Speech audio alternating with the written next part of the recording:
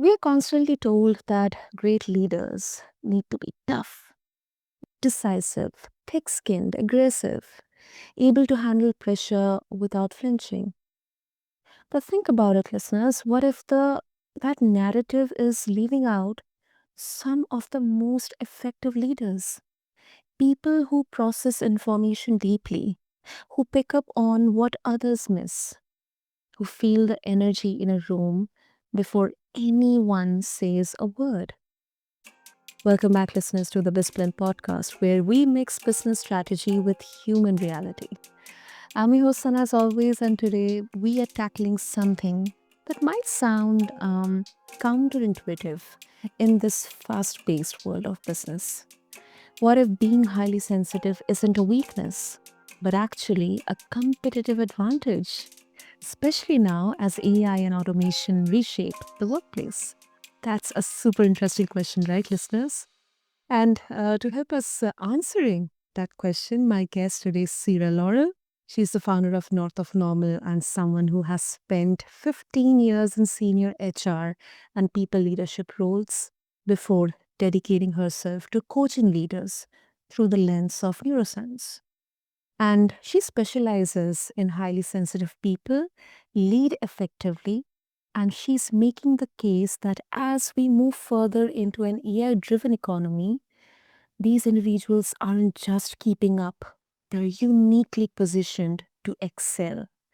With two master's degrees, certifications in neuroscience coaching and highly sensitive people, 4 years as a Berkman method consultant, Sira translates brain science into practical leadership strategies. And today we are going to dig into what neuroleadership actually means and why being highly sensitive might be a secret weapon and whether this whole framework holds up under scrutiny or not. So, Sira, welcome to BizBlend, and as always, it's such an honor to have you here. Thank you so much. It's an honor to be here. And I'm very sure many of our listeners are so lightened up right now because, you know, it has been a kind of a way of perceiving someone that if, especially when it comes to leadership roles, that okay, if he or she, if they are very sensitive or maybe emotional, they're weak and they cannot handle such high pressure roles. So definitely it's going to be a very very helpful conversation. So to begin with, I think a lot of business leaders, when they hear about neuro leadership, like either they glaze over or wonder like if it's just the latest management trend. So for our BizBlend listeners, Sira, if you can, explain that how neuro leadership holds any relevance in the data driven hard world of business here. Yeah, absolutely. It's a fair question. Why do I have to learn this? What is this new thing, and when is it going to fade? When the next new thing or theory comes up. And Mhm. what I like to say about neuro leadership is that it's the only theory of leadership I think anyone should be paying attention to. It merges neuroscience, that's the neuro part of the term, with leadership development. So Mhm. it's leveraging brain science, right, which is the thing that we're all using to navigate the world and our relationships and work, right? Everything. So it's just using brain science to understand and improve how we as leaders, and that is whether you are leading yourself, leading others, leading other leaders, or leading an enterprise, improving how we as leaders think, decide, and interact so that we can actually and sustainably boost team performance, collaboration, increase resilience, because we're applying these insights, right, on areas like social needs, emotion, learning, change. So it's the bridge between scientific research and practical application, Mhm. so that we aren't just trying some unfounded best practiced strategy for managing people and driving organizational success. We're using best evidence, right, for managing people and driving organizational success. Mm. Mm. And if I understand it correctly, it's, like understanding how our brains react, respond to stress and stimulation that actually changes leadership behavior, and that too in measurable ways, because there's a logic here. I can definitely see the logic here, but then, you know, we are seeing market shifts right now. We have seen pandemic, crisis happen, competitors making moves. Like sometimes we, as a leader, I need to react quickly, or I need to push through stress. I need to make, second like decisions in seconds or minutes without having time to check in with my nervous system. So, um, isn't there a risk that this approach slows down leaders or makes them overly cautious when speed and decisiveness are what actually is needed? And it's here where I would ask anyone who, and it's fair for us to be thinking this way, because either the sense of urgency, we feel it, or it's actually communicated that we need to go faster. We have to go faster. We must keep up and compete. And there's so much going on. We've got to react to it right now. But I would argue that 99% of the time, that urgency is unearned. And there is time to check in with your nervous system. There is time to, ask a question of someone, to raise a hand and offer an alternative perspective, or to even ask for more time, um, to take the time to do a little bit more research about a thing before deciding a way forward.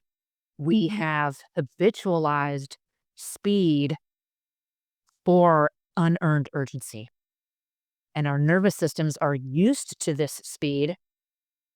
And what we know about the brain, right, is that once we've learned a thing, to even if that current state is unhealthy, right, if it's unnecessary or doesn't serve us in the long run, our brain still wants to do that thing because it knows that thing. And it takes a lot of energy, and the brain doesn't want to spend energy. It wants to conserve as much energy as possible. It takes a lot of energy to change the way that we've been doing things. And so, even change that's good for us, like slowing down, taking more time to make a decision, right? Examining all possible angles before making the call, Mm-hmm. our nervous system still reacts as if that's a negative. But we have, right, control, or that we have our executive functioning, and we can use neural leadership to move beyond instinct, right? Move beyond an immediate emotional reaction, move beyond, a coping mechanism, a way of working that is only maybe serving us in the short term. And I would argue in most cases isn't even serving us in the short term, but let alone the long term, right? To a more effective way of working. And I think what people often think of when they think, "Oh, we're gonna slow things down," is the immediate uh, interpretation of that is that it's going to be problematic. That if we slow down, slowing down means missed opportunity. And I would just question that, right? It's like, give me an example of when that has happened, right? Give me an example, right, of when actually maybe just calling one other person to ask for their opinion before, launching into action has like cost you, right, that outcome that you were hoping to achieve, versus, oh, it actually helped you think differently about that situation. It helped calm you down, right? It helped give you more information to make a more evidence-based decision. I think when most people actually reflect and are hard pressed to find an example of a time when just taking a little bit longer, right, didn't lead to a better outcome, and then we start to have a real conversation about speed and urgency. It's really only in, an emergency situation that we want to be acting with as much urgency as we are right now in every single situation. Like, if we need to get out of the house because it's burning, I'm not going to ask for consensus around whether we should get out of the house. Like, let's get out of the house, everybody. The front door is this way. But in the workplace, right? If you're not in a hospital setting about to save a life, where the quickness again is like life or death, most of us are in environments working where even just an additional 5 minutes can make a difference to your internal operating system, right? Your nervous system and its functionality, and then extending to, the person that you're dealing with, or the organization, right, you're inside of, or the community and the country, right? It extends, to all sides of external system. Just a little bit more time on the front end avoids a lot of costly mistakes and costly reversals of decisions that are made through unearned urgency. That makes sense. I mean, we cannot equate life to Squid Games, Yeah. but but then, you know, kind of a pushback here, not from my side, because once again, I have had conversations on these, like there is like, and before that, one quick thing that, I also feel is when we talk about, specific roles or situations, I think we we miss talking about something which is training and preparedness. And I think that training and preparedness, if not done, and when you're not checking your nervous system, when you're just reacting out of that unearned urgency, I think that's where you are prone to make blunders or mistakes, which is going to cost you maybe uh, your business or maybe your circumstances, whatever it is. But I think that training and preparedness is a very necessary part of it. Whether it's your workplace or sometimes in life also. I mean, uh, like we are talking about disaster preparedness or preparedness for um, economic crisis or financial crisis. I mean, if you look at the world right now, it's really very uncertain. Um, and similarly, something that I have had so many discussions, Sira, is especially a lot of leadership training in corporate America. It draws heavily from the military models like chain of command, mission focus, discipline. The idea that you suppress emotions and personal needs for the greater objective. And that mindset has built incredibly effective organizations, leaders who can actually perform under extreme pressure. How do we reconcile neuroleadership and this focus on sensitivity, nervous system regulation with a model that, would essentially say your feelings don't matter, the mission matters? Yeah, it's a tough one to reconcile with It is. some of the yeah, some of the expectations that leaders have on staff to kind of get on board and get in line and get it done. But again, what I would argue is that, if the mission matters, then people have to matter, because who's executing the mission? It's Mm, people. mm, And if you have people who are working in distressed states, they're not the most productive, they're not the most creative, they're not the best decision makers, because they're operating outside of this window of optimal performance, which we all have. We all have this space where, with the right amount of challenge, right, an appropriate level of challenge, and a substantial enough set of knowledge, skills, and abilities, we are all high performers. Right? And that is in the context too of whatever our external environment is as well. So there's a third part there. But we're all high performers under the right conditions, all to say. mm, And it is the job, the expectation, in my view, the responsibility of organizational leaders to create those conditions for their people, so that those people can perform strongly, right, Mhm. against this mission, against the set of objectives, against the strategy. Hmm. I appreciate you with this answering this question because it's really a tough spot to think about. Um, yes, and it's absolutely right that if your mission matters, then your people equally matter as well. Because without them, there is no mission. There is no way to achieve your vision. I mean, we cannot just based on machines, AI, or automation. We cannot just achieve that vision. So I think that is really a very um, good answer here, Sia. And let's move on to I think the highlight of this conversation is that you say HSPs, highly sensitive persons have an advantage in the age of AI and automation. It is a bold statement.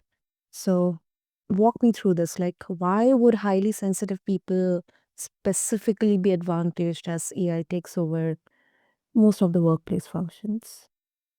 Yeah, absolutely. When it's AI is taking over some, right, of our workplace functions. Yeah. Mm-hmm. And obviously in some industries, right, with some roles more than others, right? It's able obviously um to automate um and augment to great degree. But what AI enhances, right, for us is this creative space that's left. Mm-hmm. That if AI is automating and augmenting our roles, right? Because it's then great at pattern recognition. If it's doing rapid ideation, it's automating repetitive tasks.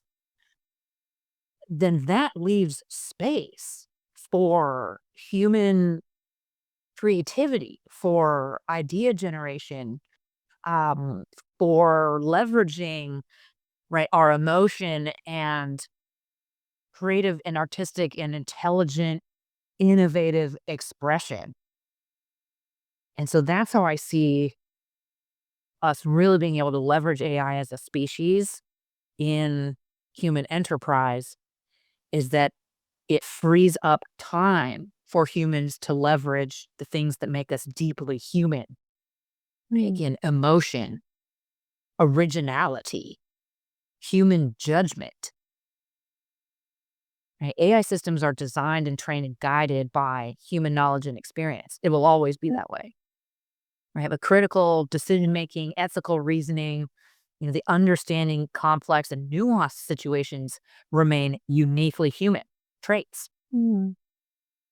And highly sensitive people, they have naturally high empathy and emotional intelligence. They're naturally thoughtful decision makers because they process information deeply, considering all the consequences before acting. They're exceptional listeners and communicators, right? They're actively listening, taking in much more information consciously, making them rather approachable and trusted by their team. Again, just natural. They may not even think about the ways in which they're doing this because it just happens. HSPs often lead with a very strong sense of purpose, Mhm. driving meaningful systemic and societal level change, right? Rather than just focusing on the bottom line. But these things do impact the bottom line because their ability to translate an organization's mission to other team members attaches those team members to that mission so that they actually are showing up every day and doing the work that needs to be done, which pays the bills, all right, and earns the revenue, right? It gets us the profit that we need to keep this thing going. Yeah. So there is a direct connection there to the bottom line when you focus on people and where AI is offering us our time back. Mm. Do you mean to say they can be very, very good at, um, like nuance, connection, complexity, emotional intelligence? And I think it's a very compelling, uh, point that you make. especially of course in the age of AI. But then, like, what makes HSP specifically advantaged versus someone who has developed strong emotional intelligence, but then maybe neurologically they're not wired as highly sensitive. You can absolutely nurture what doesn't come Mhm. naturally. And that's what's beautiful about the human species is that while some people, right, about 30% of us inherited this trait, highly sensitive, Mhm. 40% are moderately sensitive, and the remaining 30% are low sensitive, we have the ability to learn. And so someone who's low sensitive and isn't naturally picking up on the subtleties in their environment can learn to be more attentive, right? Through mindfulness, right? Practices, right? Training, engaging with other people who are not like them, right? Anybody can learn, right? Empathy. Anybody can learn the components of emotional intelligence. We all have the capacity to increase self awareness, to increase self control, self regulation, self compassion, right? These are the components of emotional intelligence. So we can learn to understand ourselves better and others, right? Like our team needs. We can learn to pick up on the signs of our own burnout or somebody else's. So everyone has the capacity for greater sensitivity. Some of us are just wired for it. Hmm. Yeah, that's a pragmatic way because it does not mean that we are changing our identity or we are completely changing ourselves. It's just kind of unlocking that superpower or that, X factor that would make us not just a good leader, but an inspirational leader. Like, the ones that could inspire maybe one person or maybe so many people out there. And I think that actually makes sense. Awesome. Yeah. Okay, so Sira, also let's get practical here because you work with leaders who are actually highly sensitive people. I mean, you help them build on their own strengths while navigating the environments that often weren't designed for them. So, what's one thing an HSP leader could implement in their work life um, that maybe this month or this week that would make a tangible difference? I think the first step that I would take is, and that I would offer is just doing an honest assessment of Mhm. your own nervous system and looking at the environments in which you've done really well and environments that didn't seem to work for you. Um, Paying attention to where you do your best work, how you do your best work, when you do your best work, right? So that you can start to accurately assess, right, your nervous system's needs. Right? Do you respond strongly, emotionally to music, art, or other human creations like design? Do you find yourself needing time to think, research, or process before making decisions? What attention do you put to your thoughts, words, and actions, right? Is it a lot? Like, how concerned are you about consequences? Has anyone ever told you you're too sensitive? Right? If you answered yes to all these things, you may, right, be a highly sensitive person. Um, you can take the assessment that I have, the sensory processing profile, really simple way to understand where you fall on the spectrum, right, with this trait of sensory processing sensitivity. And it doesn't matter where you fall, right? Every type exists for a reason. They're all just survival strategies that help the species. And again, no matter where you fall, leadership skills like emotional intelligence, they can be learned regardless of your sensitivity level. Your wiring is just a starting point for understanding who you are. Like I said, you can nurture what doesn't come naturally. That applies to everyone. All of us need to learn to adapt, right? The low Mhm. sensitive group learns to be more empathetic and to understand others. And the highly sensitive person learns to self regulate so that they can be in environments that are typically more challenging or that require resilience. So it's it's neurological wiring, right? It's not behavioral fate. Mhm. Uh, but I would say that just getting an accurate assessment of yourself would be my recommendation for where you should start. I think that's a good starting point here, listeners. So take a mental note of it, or maybe write it in a journal. And before we wrap up, it's kind of a question coming back to you, because you have two master's degrees, you have multiple certifications, 15 years of senior leadership experience. I mean, you have clearly put in the work to understand this field deeply. What led you from senior HR leadership to founding North of Normal? Was there any moment of realization, or maybe an epiphany, or it was more of a gradual evolution? Yeah, absolutely. So I have known about sensory processing since I was very little, but I didn't know what to do with that.